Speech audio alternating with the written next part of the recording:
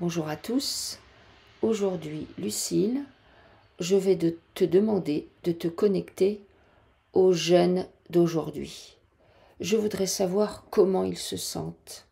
Alors on peut aller observer plusieurs jeunes, des très jeunes, des adolescents, des jeunes qui rentrent dans la vie active.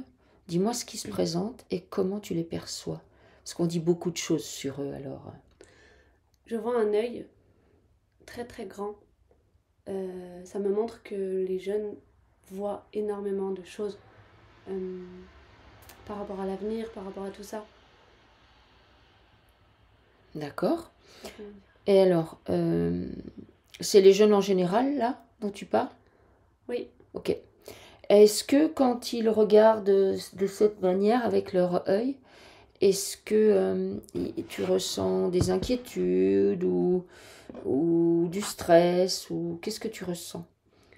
je ressens qu'à la base, il n'y a aucune inquiétude, aucun stress. Ils viennent sur Terre vraiment sereins et avec beaucoup beaucoup de choses à apporter. Mais par contre, au fur et à mesure, il y a beaucoup de stress qui rentre. Parce que le monde dans lequel ils grandissent n'est pas adapté. D'accord. Tu veux dire par là que quand ils arrivent, les jeunes aujourd'hui, ils s'attendaient pas à trouver ce qu'ils trouvent ou... C'est ça. Eux, entre guillemets, ils arrivent vraiment paix, amour, lumière. Mais, euh, mais personne les soutient et personne les élève comme il faut. D'accord. Tu veux dire que globalement, on les amène pas à leur plein potentiel? Est-ce que c'est ça que tu veux dire? C'est ça, on les casse tellement, que ce soit de tout petit, à partir de l'école, puis le système, l'éducation actuelle, c'est cata pour eux. D'accord. Euh, alors, est-ce que du coup, par rapport à leur arrivée sur Terre, ils sont arrivés au bon moment? Parce que, a priori, lors de l'incarnation, enfin, il serait censé savoir que il va se passer ça, ça va se passer comme ça. Pourquoi est-ce qu'ils arriveraient pas trop tôt ou... Et en fait, c'est comme si on les poussait dans le grand bain avant même qu'ils sachent nager. Je vois comme si pour s'incarner, effectivement, c'était trop tôt, on les pousse tous, et du coup, bah, ils se cassent tous la gueule parce que ici sur Terre, on n'est pas prêt à les accueillir comme il faut. Ok. Ah, donc, du coup, est-ce que c'est la matrice qui fait que... enfin, qui les oblige à arriver trop tôt? Est-ce que c'est comme un truc comme ça? Oui, c'est ça. Du coup, on se dit que bah, les jeunes d'aujourd'hui, sont pas adaptés, sont pas bien, on les écoute pas du tout assez, et eux, ils savent pas comment faire, donc ça marche pas. Pour D'accord, beaucoup. Ceux qui n'ont pas de soutien, à savoir énormément d'entre eux, ils se cassent la gueule. d'accord. Alors, s'ils se cassent la gueule, est-ce que ça veut dire que l'incarnation qu'ils ont, quelque part, elle va pas être optimale par rapport à ce qu'ils avaient choisi? Ah non, elle leur sert à rien là. Elle leur sert à rien? Non, C'est un tour c'est pour rien, pour rien? c'est un tour pour rien pour décrédibiliser toute cette génération. Ah ouais? Ok, Ouais. d'accord. D'accord. Donc en fait, c'est complètement volontaire par rapport de la part de l'astral et de la matrice. Complètement. D'accord. Est-ce que le fait de les décrédibiliser, ça va faire que finalement ça va retarder encore le processus d'ascension? C'est ça, c'est tout le but est là. Ah ok, d'accord. Ok. Alors, du coup, si tu prends un petit enfant là qui arrive, et qui est dans ce que tu disais, genre il est paix amour. Mhm. Est-ce que tu peux l'observer? Est-ce que tu peux observer les parents? Est-ce qu'éventuellement tu peux dire qu'est-ce qu'il faudrait faire?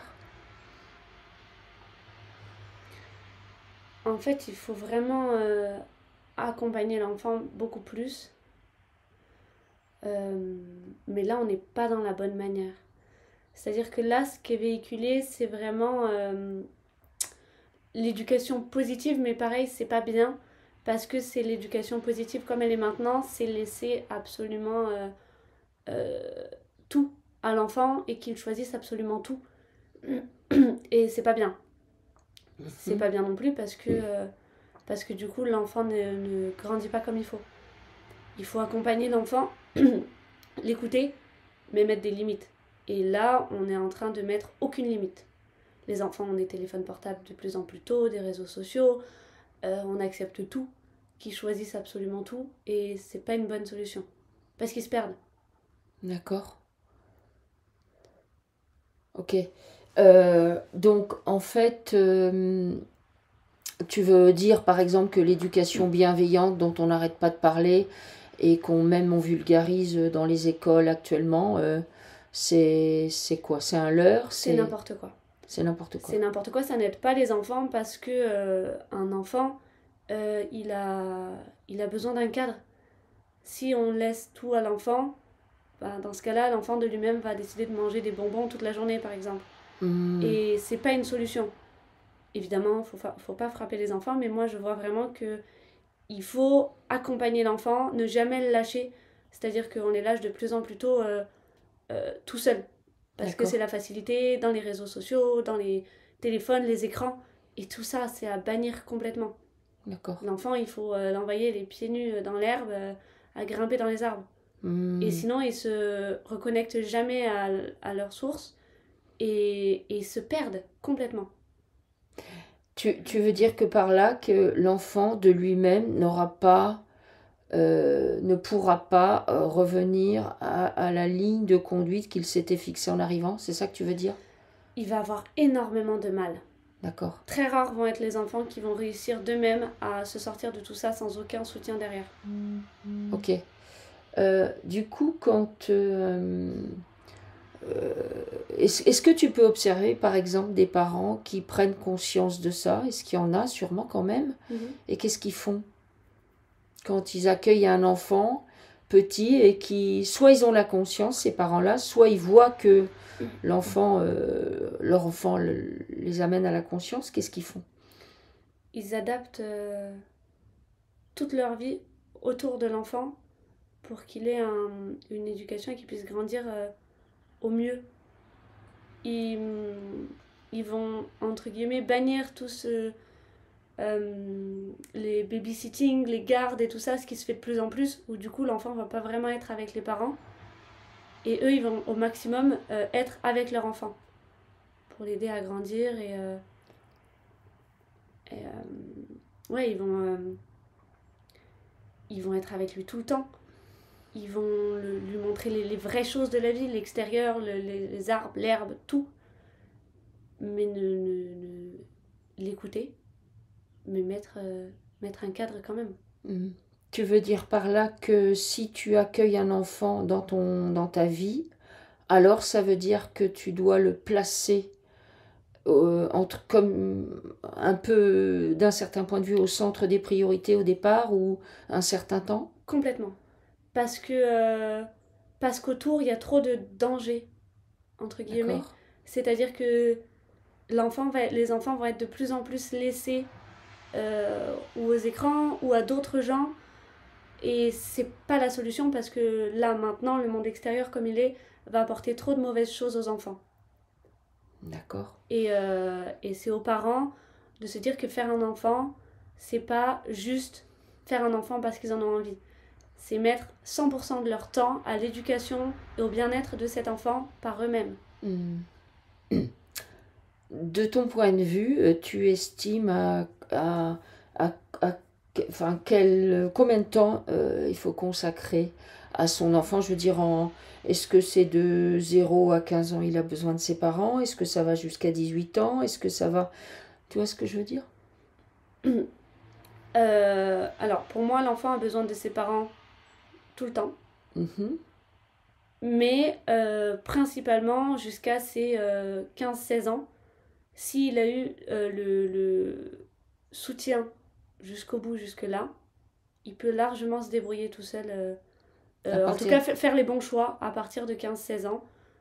Il est complètement stable. S'il est complètement stable, qu'il a eu un bon soutien, il peut très très bien s'en sortir. D'accord. Alors quand tu dis s'en sortir, ça veut dire on les lâche dans la nature ou Non, bien... non, non, pas du tout. D'accord. On reste au sein de la famille, mais il fait ses propres choix sur plein de choses. Il est capable de faire plein de choix et de prendre plein de bonnes décisions. Et là, il faut le laisser essayer tout seul. D'accord. Mais toujours être derrière au cas où, en fait, qu'ils ne se sentent pas abandonnés. Il ne faut pas abandonner ses enfants. D'accord.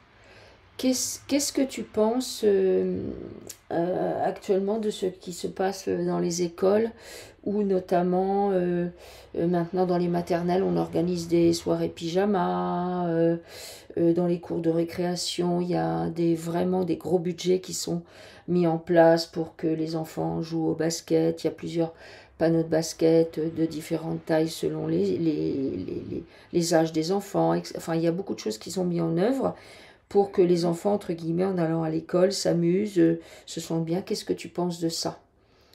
Ça, c'est très bien. Ok. Ça, je vois que en fait, il faut que l'enfant soit heureux d'aller à l'école. D'accord. Le problème, c'est qu'on s'arrête à l'école. Et à partir du collège, et encore, toutes les écoles font pas ça, et à partir du collège, on arrête tout. Et il faut que l'enfant, il puisse avoir une vie sociale à l'école. Il faut qu'il puisse courir, s'amuser, et vraiment qu'il ne voit pas l'école ou l'éducation comme quelque chose de pénible. Donc il faut de plus en plus accepter que si l'enfant il a envie de s'asseoir par terre pour écouter et pour mieux comprendre, ben on le laisse faire. Donc c'est bien et il faut largement continuer ça et en fait s'adapter à l'enfant. L'enfant évolue, de génération en génération, les mentalités changent et s'adapter à tout ça.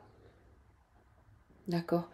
Est-ce que de la part de l'école, de favoriser ça, c'est vraiment une volonté sincère je veux que tu observes du point de vue de ce que propose, par exemple, l'éducation nationale.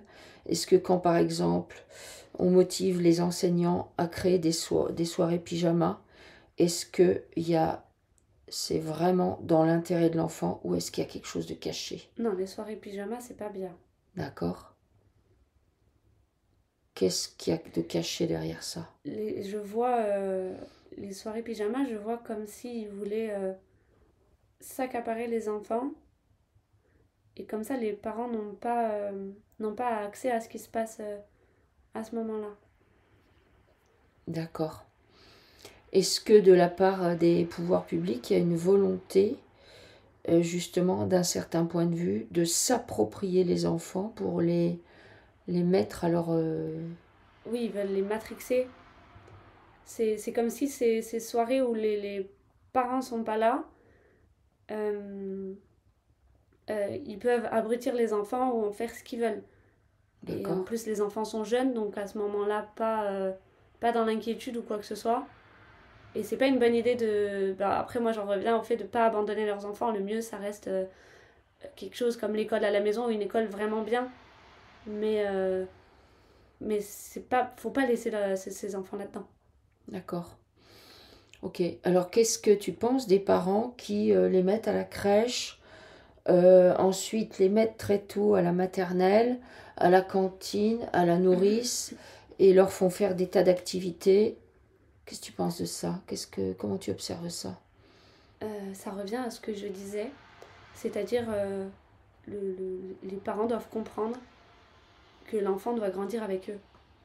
Alors évidemment, des activités extrascolaires, du sport ou des copains, c'est très bien. Mais ce n'est pas bien de les lâcher dans la cantine, la crèche, l'étude le matin, l'étude le soir, les babysitters. Les enfants, ils ont besoin de leurs parents, pas d'une source d'autorité quelconque. Ils ont besoin de leurs parents, les deux. Ok. Il faut pouvoir avoir réellement le temps de s'occuper de ses enfants. Ok.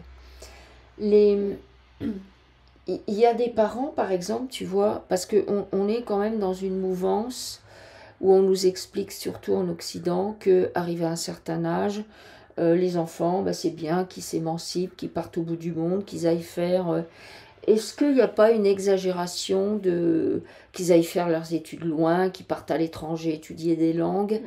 Alors même si d'un certain point de vue, ça me paraît très très bien, est-ce qu'il n'y a pas une volonté derrière ça d'éclater les familles? Ah si, puisque je vois que si l'enfant part à l'étranger, ça dissimule juste les problèmes.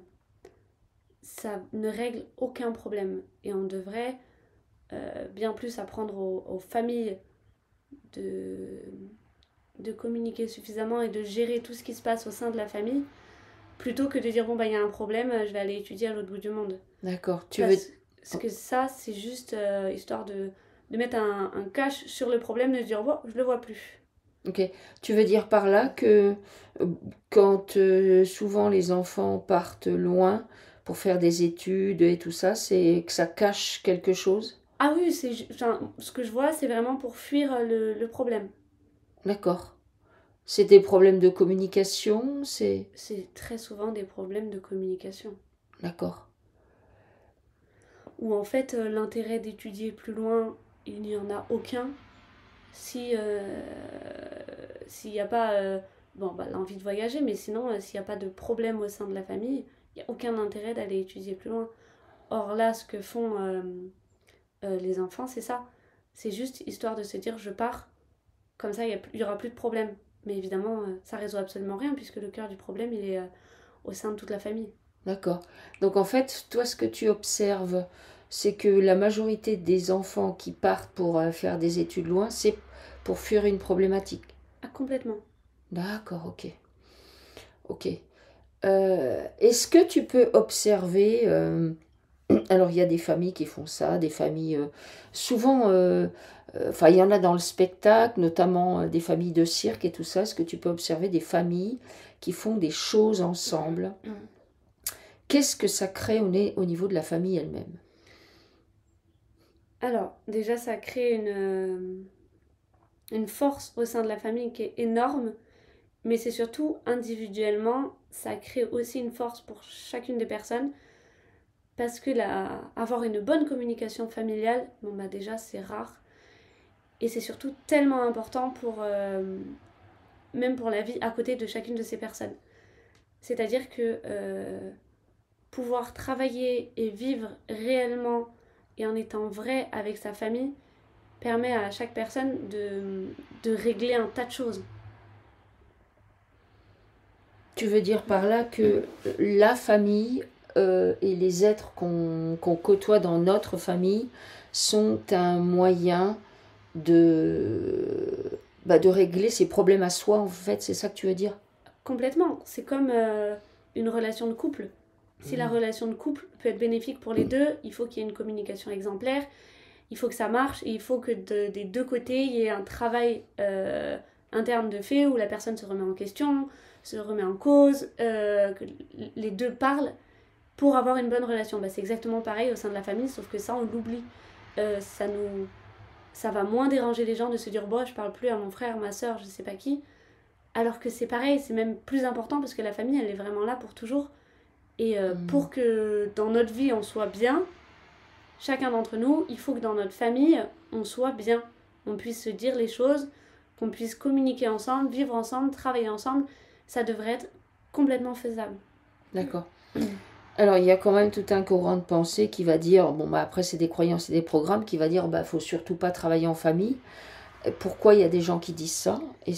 Parce qu'ils sont pas capables, parce que pour eux, on ne peut pas travailler avec tout le monde.